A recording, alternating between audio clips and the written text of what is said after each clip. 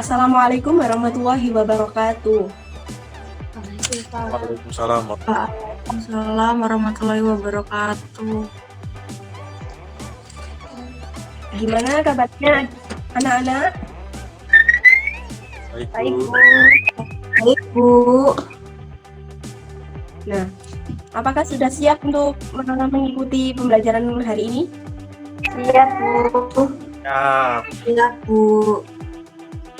Nah, sebelum kita memulai pembelajaran hari ini, marilah kita awali dengan berdoa. Nah, Ibu minta tolong kepada silakan Yulia Cantika memimpin pembelajaran hari ini. Baik, Bu. Untuk teman-teman, sebelum memulai pembelajaran hari ini, mari kita berdoa sesuai dengan keyakinan dan agama kita masing-masing. Doa mulai. Amin. Nah, hari ini Ibu akan membahas pembelajaran matematika KD 3.7 pada kelas 3.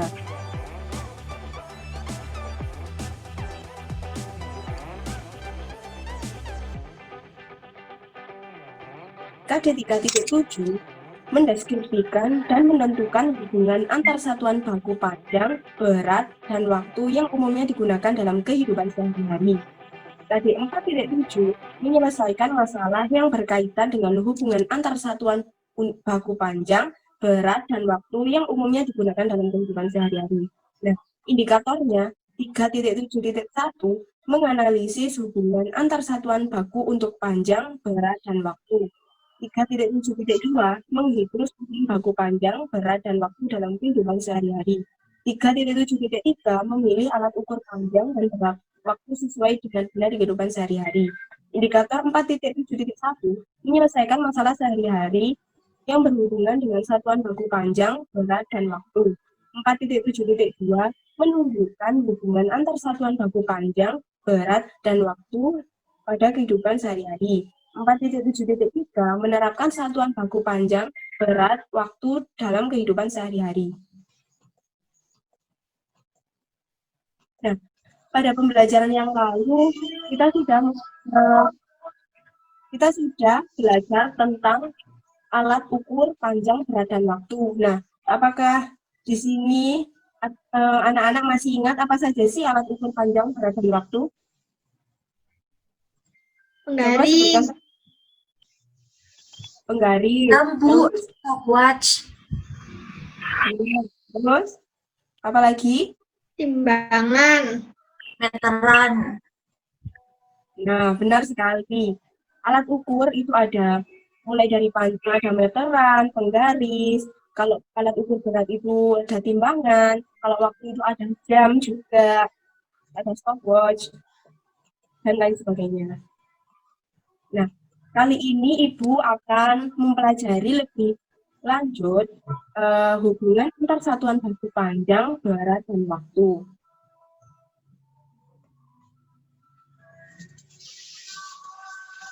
Nah, hubungan antar satuan baku panjang. Satuan baku panjang biasanya menggunakan meter, sentimeter, atau kilometer. Nah, coba perhatikan tanda hubungan antar satuan panjang di bawahnya. Nah, tanda hubungan antar satuan panjang itu dimulai dari kilometer, hektometer, dekameter, meter, desimeter, sentimeter, milimeter. Nah, apabila setiap turun satu tangga, maka digantikan dengan 10. Kemudian apabila setiap naik satu tangga, maka dibagi dengan 10. Nah, perhatikan contoh operasi hitung satuan panjang. Nah, soal yang pertama itu 8 meter sama dengan titik-titik sentimeter. Nah, coba kalian pahami, kalian lihat bagaimana satuan tangganya, turun berapa.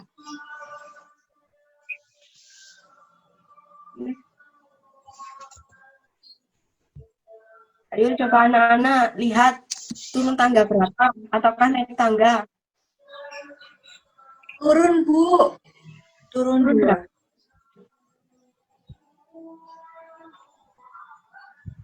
Turun 2 tangga. Turun 2 tangga, Bu. Berarti dikali berapa? 100. Nah, benar sekali. 1 meter itu sama dengan 100 cm.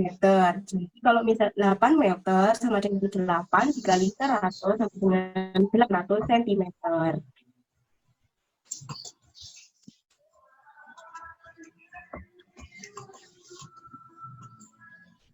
Nah, soal yang selanjutnya, tinggi Doni 1 meter lebih 34 cm.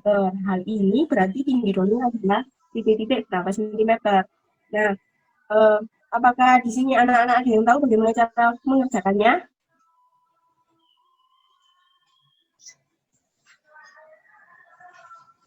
Yuk, anak-anak, bagaimana cara mengerjakannya? 1 meter adalah 100 cm, lalu ditambah 34 cm. Ya, terus hasilnya? 134 cm. Nah, benar sekali. Sudah paham berarti ya bagaimana cara menyelesaikan soal campuran seperti ini? Paham, Bu? Nah, kemudian hubungan antar satuan baku berat. Contoh satuan berat itu kilogram, gram, kuintal, atau ton. Nah, perhatikan tangga hubungan satuan berat.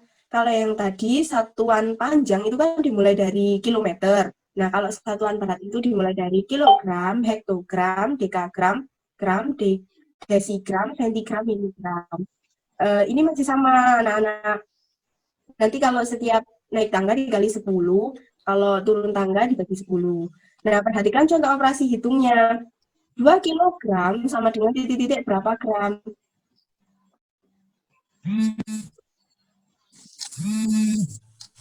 Apakah ada yang tahu 1 kilogram itu berapa gram?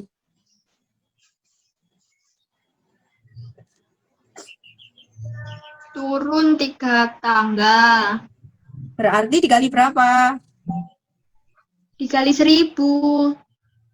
Nah, benar sekali. Jadi, penyelesaiannya 1 kilogram itu sama dengan 1000 gram.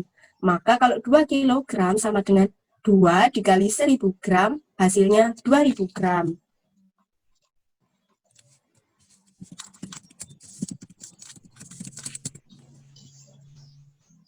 Nah, yang kemudian adalah 80 kuintal sama dengan berapa kilogram?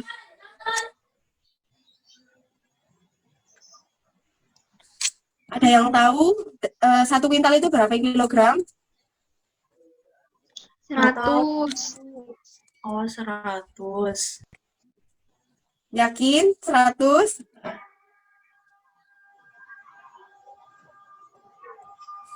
Ayo anak-anak, yakin 100? Tidak, Bu. Nggak Nah, tahu, Bu. penyelesaiannya 1 kuintal sama dengan 100 kilogram. Nah, soalnya kan 80 kuintal, berarti 80 kuintal sama dengan 80 dikali 100 kilogram. Hasilnya 8.000 kilogram. Nah, yang selanjutnya adalah 20 ton sama dengan berapa kuintal? 1 ton berapa kuintal? 10. Benar. Nah, penyelesaiannya 1 ton sama dengan 10 kuintal. Kalau 20 ton berarti 20 dikali 10 kuintal sama dengan 200 kuintal. Kemudian hubungan antar satuan baku panjang. Contoh satuan waktu yaitu jam, waktu, menit, detik, hari, minggu, bulan, dan tahun. Coba kalian perhatikan hubungan antar satuan waktu yang di bawahnya. Sudah?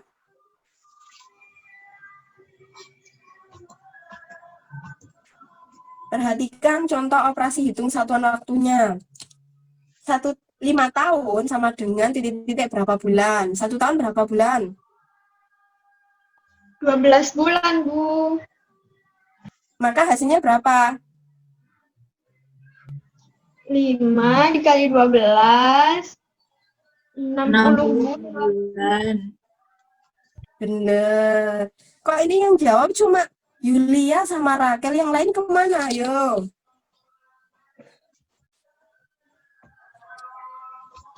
Contoh yang selanjutnya. Nah, ada 2 jam ditambah 10 menit sama dengan titik-titik berapa menit. Ayo siapa yang bisa mengerjakan soal ini? 130 Ya, menit. silakan Yulia. 130 menit. Yakin? Gimana caranya? Kok dapat 130 menit?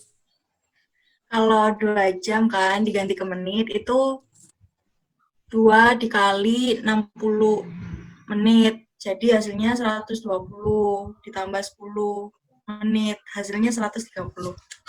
Gratis Nah, benar. Berarti Gratis. Yulia sudah paham ya? Iki daftar dewe. Nah, selanjutnya Iki kalian terus. kerjakan LKPD yang sudah Ibu sediakan ya. Daftar dewe. Nanti dikumpulkan pada akhir pertemuan ini.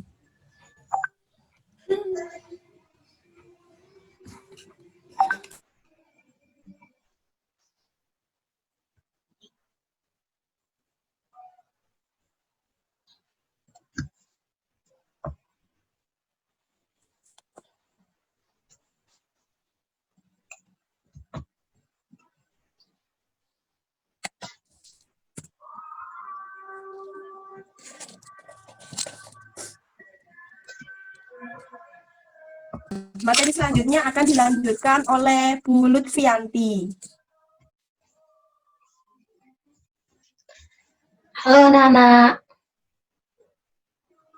Halo Bu Lutfianti.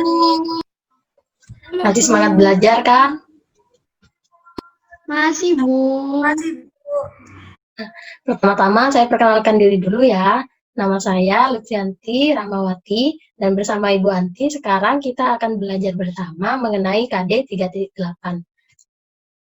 Nah, KD 3.8 itu adalah menjelaskan dan menentukan luas dan volume dalam satuan tidak baku dengan menggunakan benda konkret.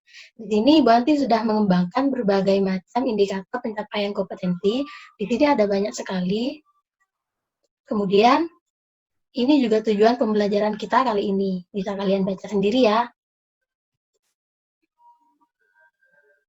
Langsung kita mulai saja. Nah, anak-anak, kalian tahu nggak sih apa yang disebut itu luas? Coba perhatikan gambar ini. Di sini ada kertas Beni dan kertas Edo. Apa pendapat kalian setelah melihat dua kertas ini? Sama-sama kotak, Bu. Lebih gede kertas Beni, Bu. Lebih apa? Lebih gede kertasnya Beni. Lebih luas ya kertas Beni. Nah, bagaimana sih cara menentukan luas dari suatu bangun datar? Dan luas itu apa sih? Luas suatu bangun datar adalah banyaknya satuan luas yang dapat digunakan untuk menutupi secara rapat bangunan datar tersebut. Coba perhatikan gambar berikut ini.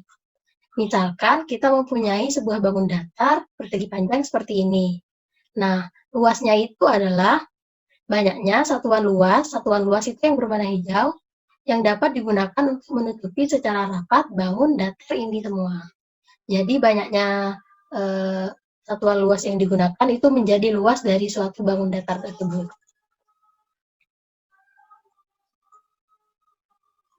Nah, selanjutnya bagaimana cara menghitung luasnya?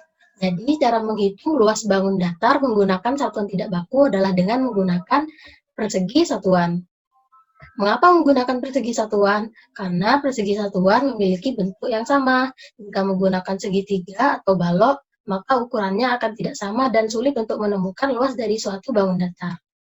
Nah, cara menghitung luasnya menggunakan cara cepat, yakni dengan mengkalikan panjang dari suatu bangun datar dan lebarnya. Jadi, kita hitung panjangnya yakni 1, 2, 3, 4, dan 5. Dan lebarnya ada 1, 2, 3, dan 4. Maka luas dari bangun datar ini adalah 5 dikali 4 persegi satuan, maka luasnya adalah 20 persegi satuan. Nah, coba kita ingatan kalian. Baru saja kita lihat nama dari satuan tidak baku ini adalah apa dia? Apa anak-anak? Persegi satuan. Coba ya. Ternyata betul. Jadi, kalian tidak boleh menyebutnya balok atau kubus satuan ya. Untuk menghitung luas bangun datar, kita menggunakan persegi satuan. Baik, Bu. Nah, selanjutnya, coba kalian menghitung sendiri luas dari bangun persegi panjang di bawah ini. Kira-kira siapa yang bisa menjawab? Di sini sudah disediakan gambar dan kotak-kotak dari persegi satuan. Tinggal mengkalikan panjang dan lebar dari bangun datar ini. Iya, Iya, Bu. Yulia silahkan. 45, Berapa? Bu. Ya, pintar sekali. Coba ya. 6, 10, Nah, ternyata Iya. betul juga. Ternyata sudah pintar-pintar semua ya perkalian.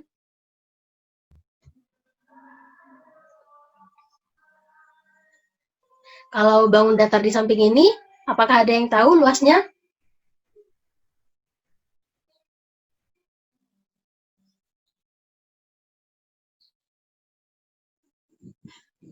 Dua 22 persegi satuan.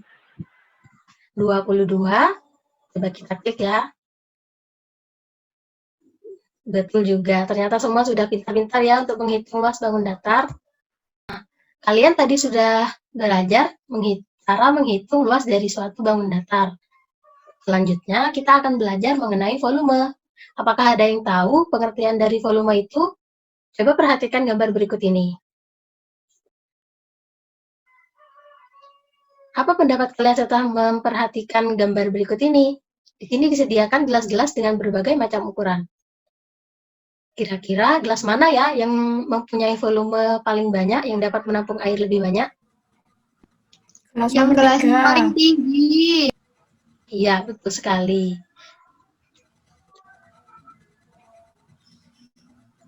Volume adalah seberapa banyak ruang yang bisa ditempati oleh suatu objek. Dalam KBBI, volume adalah isi atau besarnya benda dalam ruang. Jadi, volume itu adalah ukuran banyaknya benda yang dapat ditampung di dalam suatu ruang.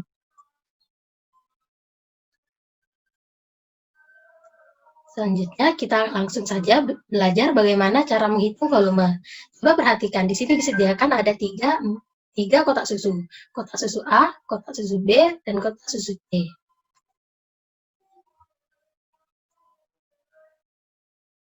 Nah, kita ingin mengetahui volume dari kotak susu A. Maka, hal pertama yang kita lakukan adalah mengosongkan kotak susu A.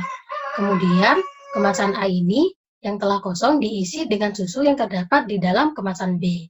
Ternyata setelah kita lakukan, untuk memenuhi seluruh dari ruangan tempat kotak susu A, membutuhkan 2 kotak susu B.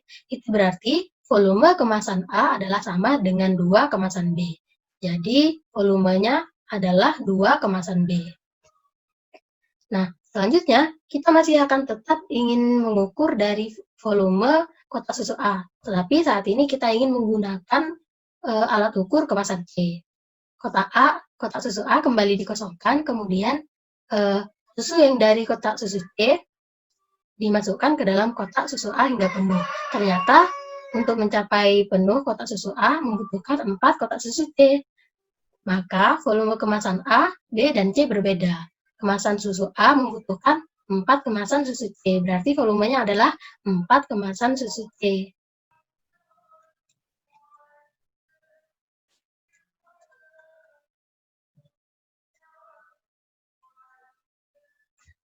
Coba adik-adik, siapa yang bisa menjawab kira-kira benda mana yang dapat digunakan untuk mengukur volume benda? Yang C, Bu. Yang C, kira-kira nama dari benda ini apa ya? Tidak ada yang tahu? Kubus. Blok. Ya, benar. Benda tadi memang digunakan untuk mengukur volume dari benda. Namanya itu adalah kubus satuan. Selanjutnya, coba urutkan gelas dari volume yang paling banyak ke volume yang paling sedikit. Apa ada yang bisa?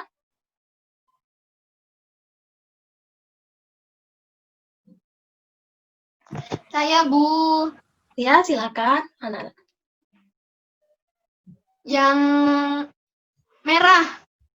Yang merah? Ya, 3. Ya, betul sekali. Nah, latihan soal yang terakhir. Budi membeli sebuah akuarium. Budi ingin mencari tahu volume dari akuarium barunya. Budi kemudian mengisi akuarium dengan kubus-kubus yang berukuran sama hingga penuh. Volume akuarium adalah, coba kalian perhatikan. Ini adalah akuarium yang belum diisi dengan kubus satuan, dan ini adalah akuarium yang sudah diisi penuh dengan kubus satuan. Kira-kira berapa volumenya? Ada yang tahu? 8, Bu. 8? Ya, ternyata masih salah. Coba lagi. 1, 2, 3, 4, 5, 6, 7, 8. Yang di belakang 1, 2, 3, 4, 5, 6, 7, 8. Berarti 8 ditambah 8, berapa? 16. Ya, betul sekali.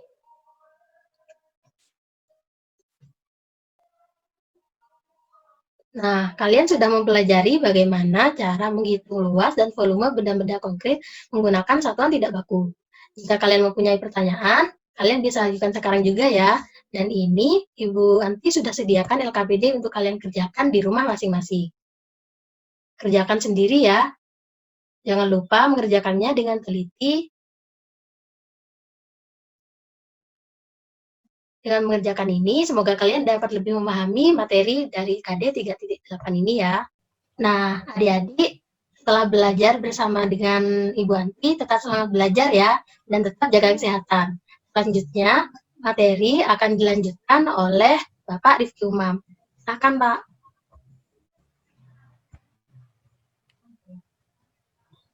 Baik, terima kasih untuk Ibu Lutfianti. Apa kabar anak-anak? Baik, Pak. Baik, Pak. Baik, Pak. Ya, semoga baik-baik semua ya. Melihat dengan kondisi pandemi seperti ini, menjaga kesehatan sangatlah penting untuk dilakukan. Oh ya, sebelumnya perkenalkan, nama saya Rifki Mamuzaki. Bisa kalian panggil Pak Umam. Nah, pada pembelajaran kali ini, Bapak yang akan menemani kegiatan pembelajaran kalian untuk materi yang ketiga, yakni menjelaskan simetri lipat dan simetri putar pada bangun datar menggunakan benda konkret.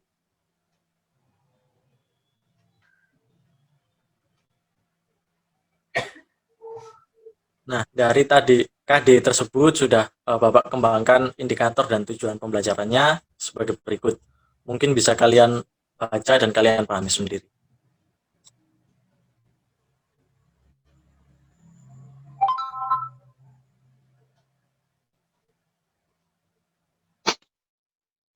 Oke, berbicara mengenai simetri lipat dan juga simetri putar, apakah anak-anak sudah pernah membuat origami? Pernah. Kenapa? Ya, pastinya pernah semua ya ketika waktu TK ataupun waktu masih duduk di sekolah dasar. Nah, pastinya dalam origami ini, tanpa kalian sadari sudah menggunakan sifat dari bangun datar sendiri, yakni simetri lipat dan juga simetri putar. Nah, apakah anak-anak tahu apa itu simetri putar? Tidak tahu, Pak. Tidak tahu, Pak. Belum tahu. Belum tahu. Oke. Jadi, simetri putar adalah jumlah putaran yang dapat dilakukan terhadap suatu bangun datar, di mana hasil putarannya akan membentuk pola yang sama sebelum diputar. Jadi misalnya terdapat sebuah bangun datar, kemudian diputar 90 derajat, kemudian hasil dari putarannya itu membentuk sebuah pola dan bangun yang sama seperti pola awal, dan seterusnya. Untuk bangun datar yang pertama adalah persegi. Apakah anak-anak tahu simetri putar pada persegi ini berjumlah berapa? Belum tahu. Ada 4. Pintar sekali tadi, siapa? Baik, jadi simetri putar pada persegi ini memiliki 4. Yang pertama adalah bangun asli ya, kemudian diputar, tetap membentuk pola yang sama, kemudian diputar lagi, tetap membentuk pola awal, Dan untuk putaran yang terakhir, tetap membentuk pola yang awal dari persegi. Jadi persegi ini memiliki 4 simetri putar.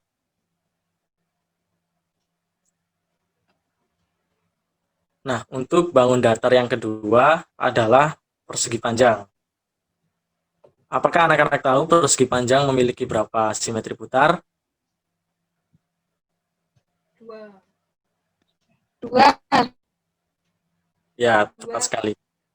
Jadi simetri putar pada persegi panjang ini memiliki 2, yakni yang pertama adalah bentuk asli, bentuk awal.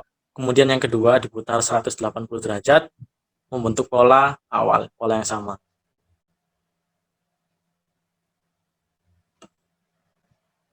Untuk bangun datar yang ketiga adalah belah ketupat. Nah, belah ketupat ini memiliki berapa simetri putar? Ada yang tahu? 2. 2, tepat sekali. Pintar sekali anak-anak. Nah, ini adalah putaran pertama, dan ini adalah putaran yang kedua. Jadi simetri putar pada belah ketupat mempunyai 2. Selain diputar, bangun datar juga bisa dilipat apabila memiliki sumbu simetri. Nah, berbicara mengenai simetri lipat, apakah adik-adik tahu? Apakah anak-anak tahu apa itu simetri lipat?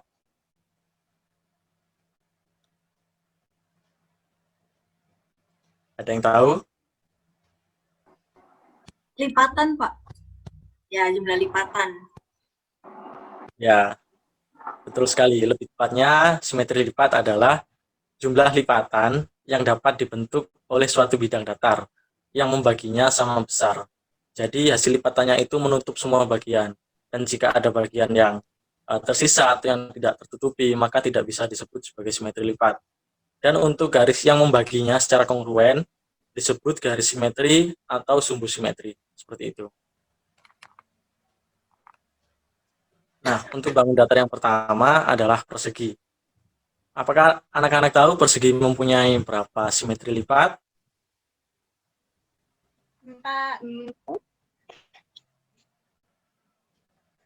Ya, jadi persegi memiliki 4 simetri lipat. Yang pertama adalah sumbu simetri yang memotong dari ujung ke ujung, kemudian membentuk sebuah pola tersebut. Nah, kemudian sumbu simetri yang kedua adalah garis yang membagi persegi secara horizontal, kemudian membentuk bangun seperti yang ditampilkan.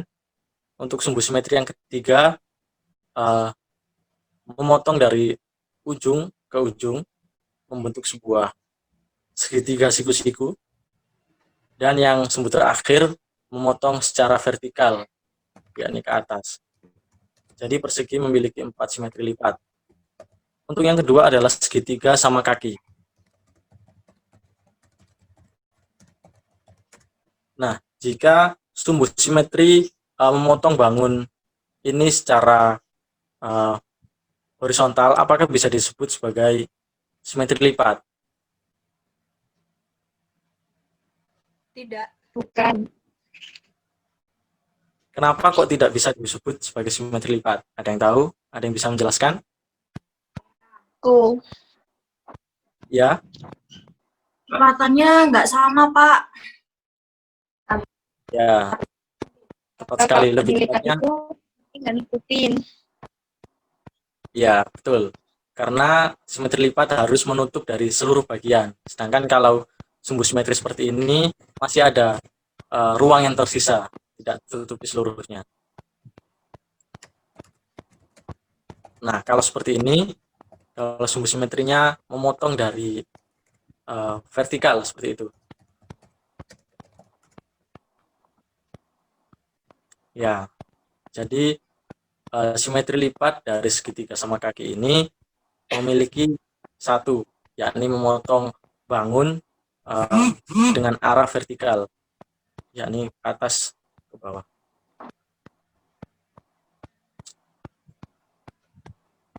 Kemudian bangun datar yang terakhir adalah jajar genjang. Nah, anak-anak, apakah jajar genjang memiliki simetri lipat? Tidak, Pak. Tidak. Kenapa tidak? Karena kalau itu semua mau dilipat vertikal atau horizontal itu nggak ada yang bisa nutupin. Ya, pintar sekali, tepuk tangan. Jadi jajar genjang ini tidak memiliki simetri lipat, baik itu jika sumbu simetri ke arah horizontal maupun vertikal, tetap tidak bisa menutup semua bagian dari jajar genjang sendiri. Nah, apakah anak-anak sudah tahu dan paham apa itu simetri lipat dan simetri putar? Nah, untuk lebih tepatnya, marilah kita memahami materi dengan bermain dan mencoba menjawab latihan soal berikut. Nah, untuk soal yang pertama, berapa jumlah simetri lipat dari bangun datar di bawah? Ada yang tahu?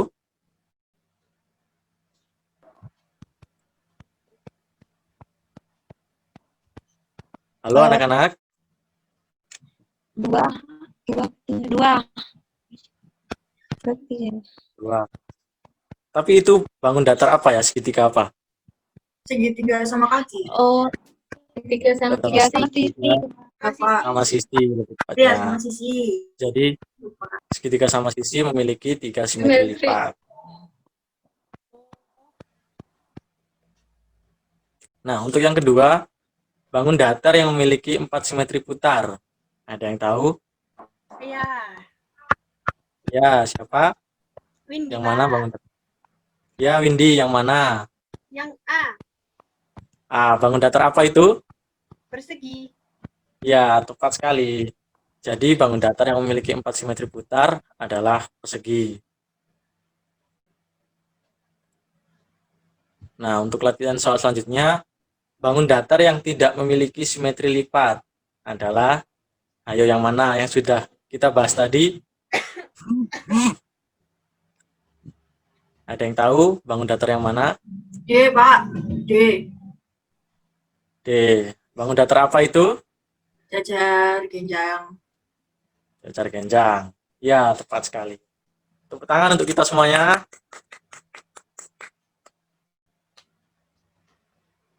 Nah, oke anak-anak. Setelah kita sudah mempelajari materi dari simetri lipat dan simetri putar, kemudian sudah mencoba untuk mengerjakan beberapa soal, untuk selanjutnya adalah LKBD dari KD ini. Untuk LKBD ini ada beberapa soal. Yang pertama adalah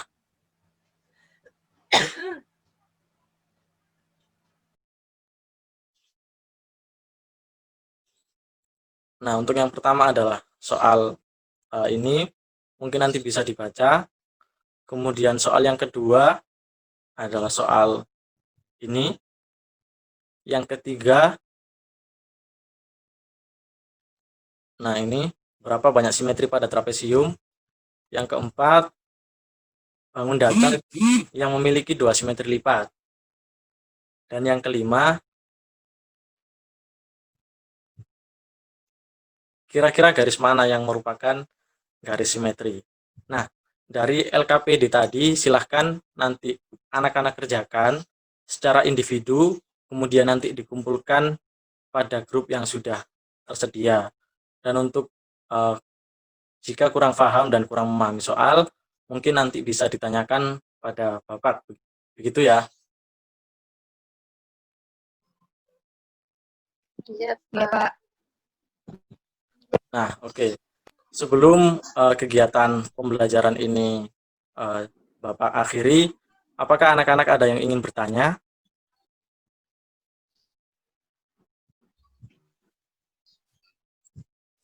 Tidak ada? Nggak ada. Ya, kalau tidak ada, Bapak mewakili dari Ibu Lutfianti dan juga Ibu Farhana yang sudah memberikan materi pada hari ini, mengucapkan terima kasih atas partisipasi dari anak-anak sekalian. Juga mengucapkan permohonan maaf bila mana ada kesalahan kata maupun ucapan. Itu ya. Iya, Pak. Sekian pembelajaran pada hari ini. Tetap semangat mengerjakan soal secara individu, nanti dikumpulkan di grup yang tersedia.